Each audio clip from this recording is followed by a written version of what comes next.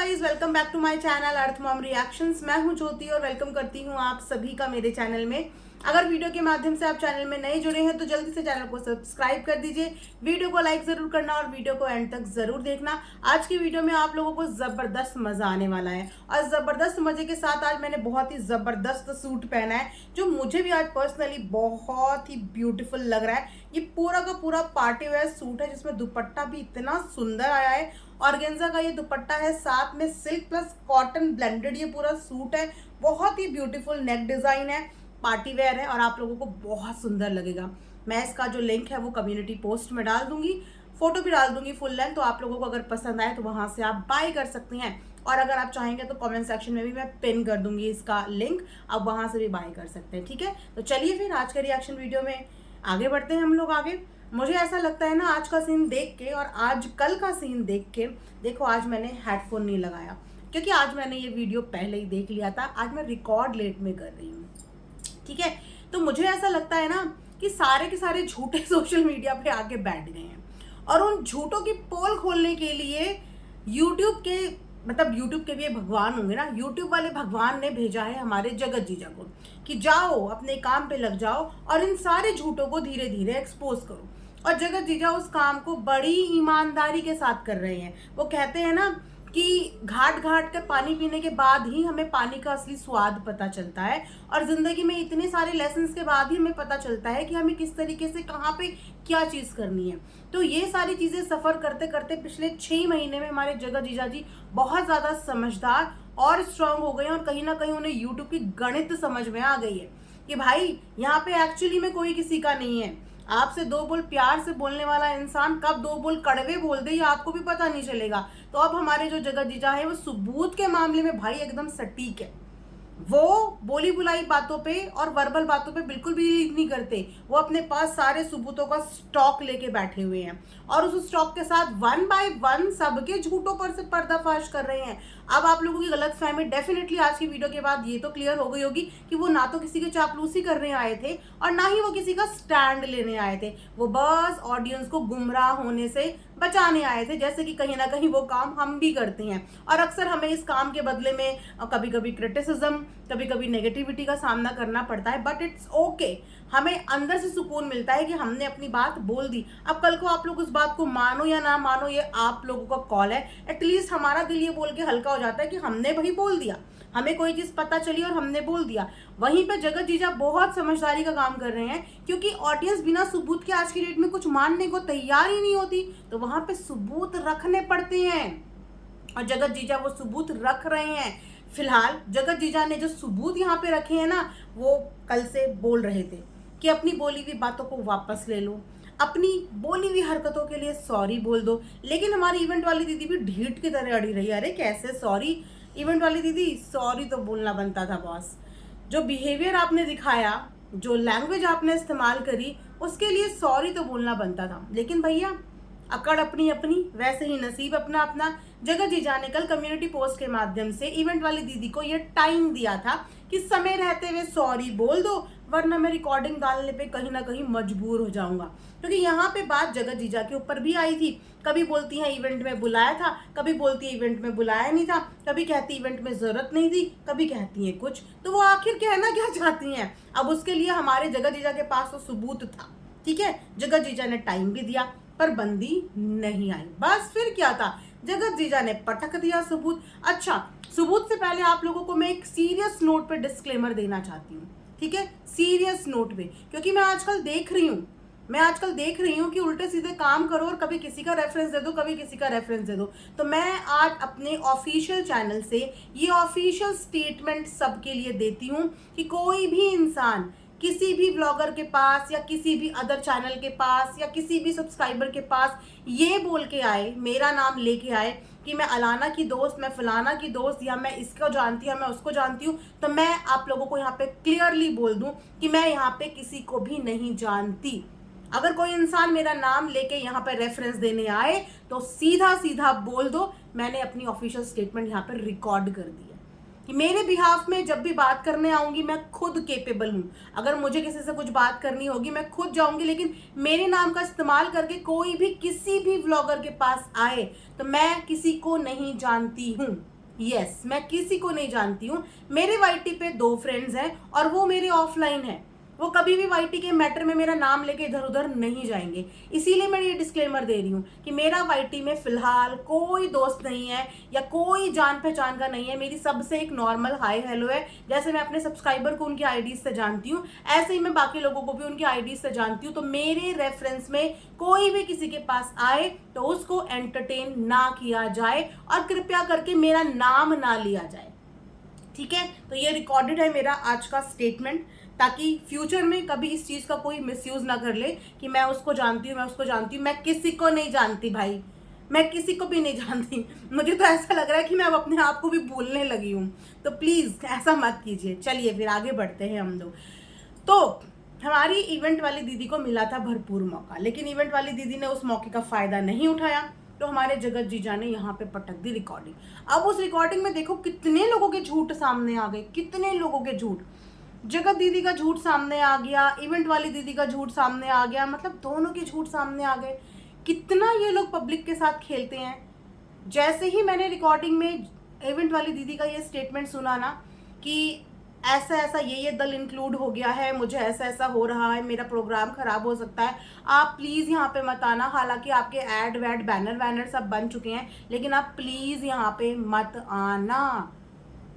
साफ तौर पे इन्होंने जगत दीदी को इवेंट में आने से मना कर दिया था, जबलपुर वाले इवेंट में। क्योंकि एक्चुअली में वो पहला इवेंट था जिसके बाद हमें भी पता चला कि कोई इवेंट हो रहा है, और ये इवेंट वाली दीदी हमें उसी समय पे इंट्रोड्यूस हुई कि ऐसे ऐसे करके एक इवेंट है जहाँ पे जगत दीदी को बुलाया जा रहा है। और उस समय पे कंट्रोवर्सी बिल्कुल पीक पे थी।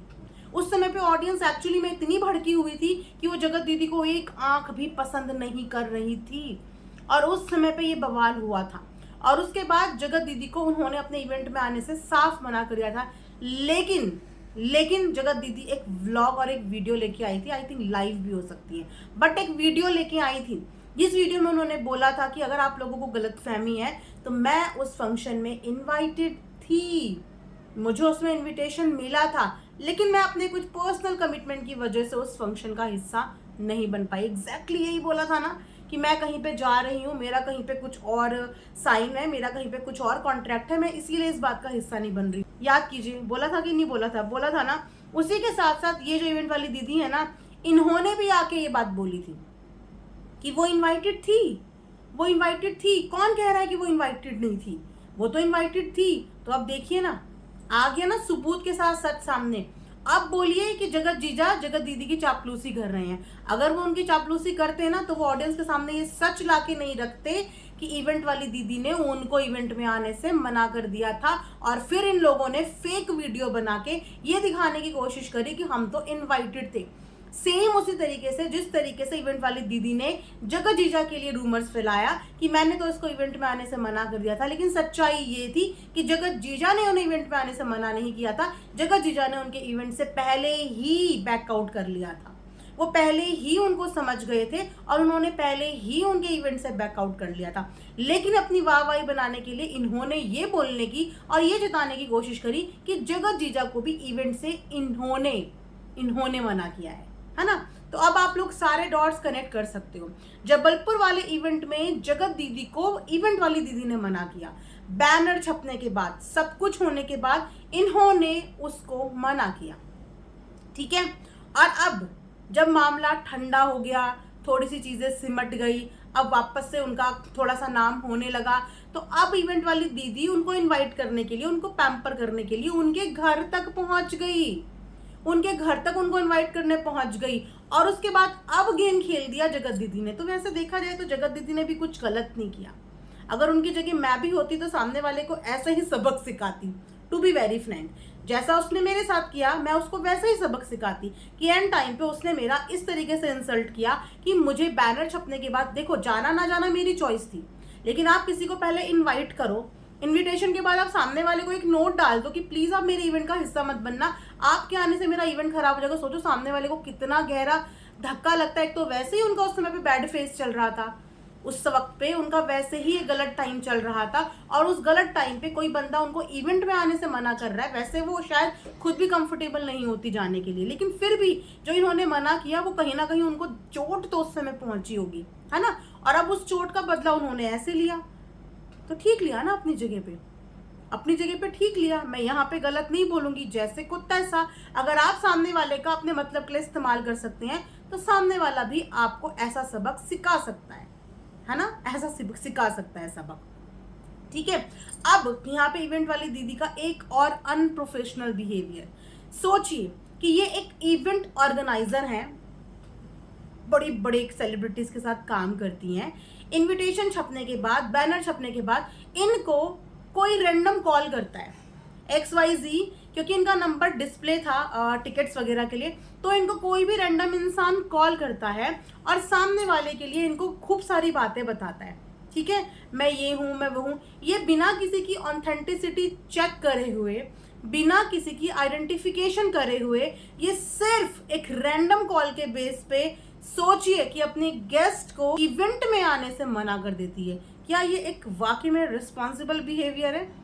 एक रिस्पॉन्सिबल इंसान अपनी गेस्ट लिस्ट तैयार करने से पहले, अपने गेस्ट को इनवाइट करने से पहले अपने गेस्ट के बारे में ना पूरा ब्यौरा निकाल देता है कि मैं इस बंदे को बुला रहा हूँ, इसका ये ट्रैक रिकॉर्ड चल रहा है, इस समय पे इसके बारे में क्या चर्चा चल रही है। ये जिम्मेदारी होती है बुलाने वाले इंसान की।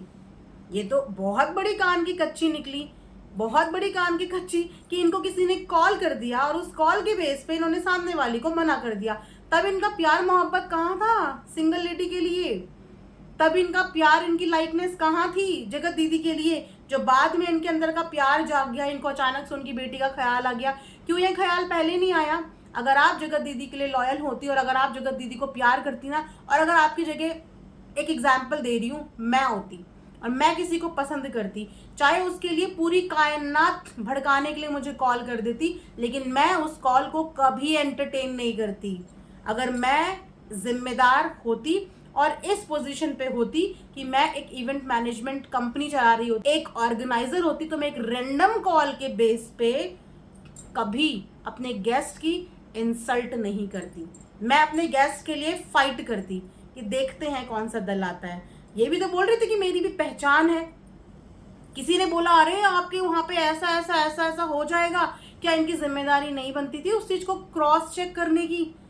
इनके तो बड़ी बड़ी पहचान है ना, इनके तो ये वाला मैगजीन में इनका नाम है, इनके वो वाला मैगजीन में नाम है, ये तो जाने कितने कितने प्रशासन के लोगों को जानती हैं। तो क्या ये अपने गेस्ट की सेफ्टी का ध्यान नहीं रख सकती थी? इसे कहते हैं अनप्रोफेशनल बिहेवियर और इसे कहते हैं कान का कच्चा इंसान। एक बात सुन के अपनी गेस्ट लिस्ट में से लोगों को मना कर देंगे। सॉरी, ये मुझे इतनी ऑकवर्ड चीज लगी, इतनी ऑकवर्ड चीज। और उसके बाद ये इतनी ज्यादा वेल विशर बन गई जगत दीदी की, इतनी ज्यादा वेल विशर। इनके इसी दोहरे बिहेवियर की वजह से, हिपोक्रेसी की वजह से हमारे जगत जीजा इनसे नाराज हुए, बिल्कुल इसी वजह से नाराज हुए।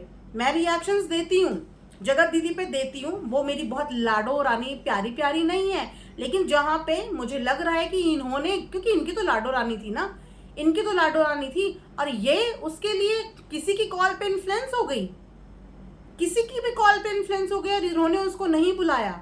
इतना आसान है कितनी मैच्योर लेडी को इन्फ्लुएंस करना, इतना आसान है किसी लेडी को इतना डराना कि एक कॉल करा, अरे अगर तूने फलाने को बुलाया ना तो तेरे फंक्शन में ऐसा हो जाएगा, तेरे इवेंट में ऐसा हो जाएगा, ये हो जाएगा, वो हो जाएगा। अरे आपकी खुद की पहचान, आपकी खुद की सिक्योरिटी कहाँ है?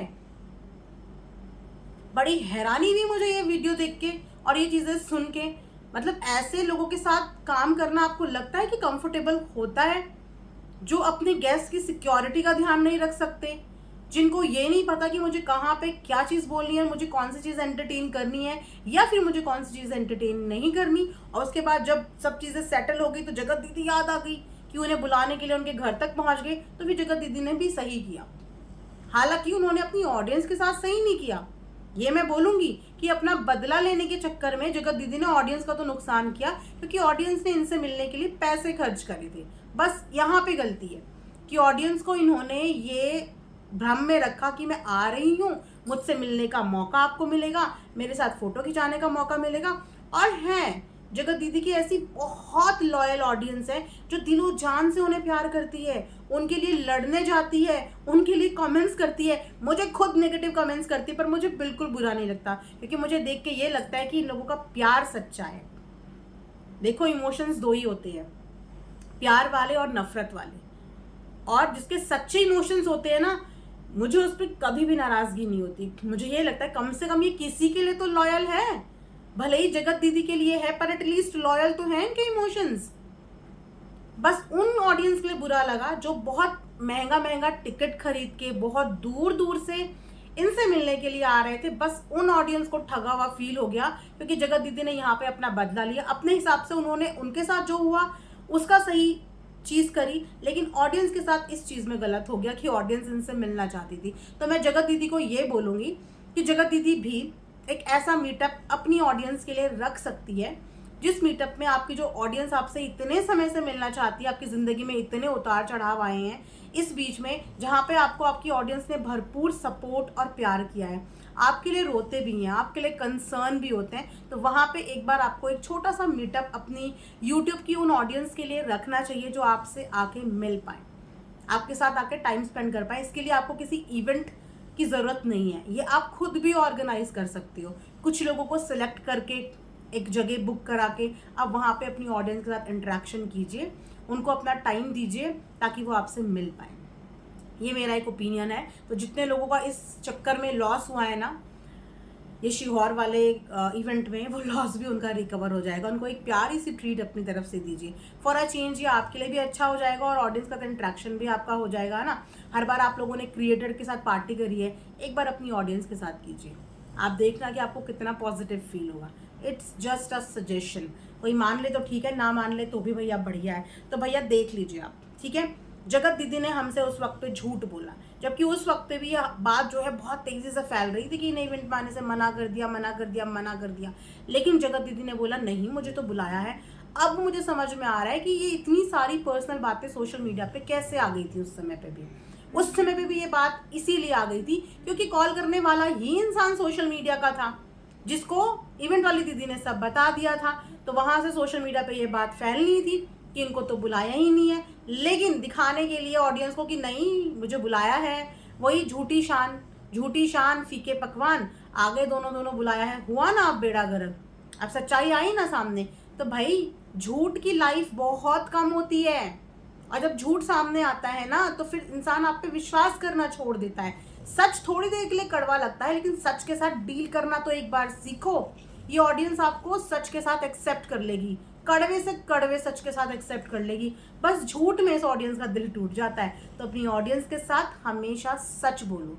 आप अगर सच बोलोगे और वो सच कड़वा भी है तो वो आपको एक दिन नाराज़ होगी, 2 दिन नाराज़ होगी, पर तीसरे दिन खुद बोलेगी यार कम से कम इसने सच बता दिया था, सच बता दिया था। लेकिन जब वो बात किसी और से पता चलती है ना, तो ऐसा लगता है कि यार इसने हर जगह पे तो धोखा दिया है। तो ऐसा मत करो, राइट। तो यहीं पे ये रिएक्शन वीडियो मैं एंड करती हूँ, वरना मेरा बोलते बोलते तो पूरा शाम हो जाएगा, क्योंकि एक बार मैं कैमरा ऑन करती हूँ तो मुझे खुद भी नहीं पता होता कि मुझे कहाँ पे फुल स्टॉप लगाना है, और मैं बस कंटिन्यूशन में चालू हो जाती हूँ। आई होप कि आप लोगों को ये रिएक्शन वीडियो अच्छा लगा होगा। कमेंट सेक्शन में प्यारे प्यारे कमेंट्स करना, no hate comments, no negative comments, only प्यारे प्यारे कमेंट्स। इसी के साथ मिलेंगे नेक्स्ट वीडियो में, तब तक अपना ढेर सारा ध्यान रखिए। Thanks for watching Earth Mom Reactions. Bye bye, take care.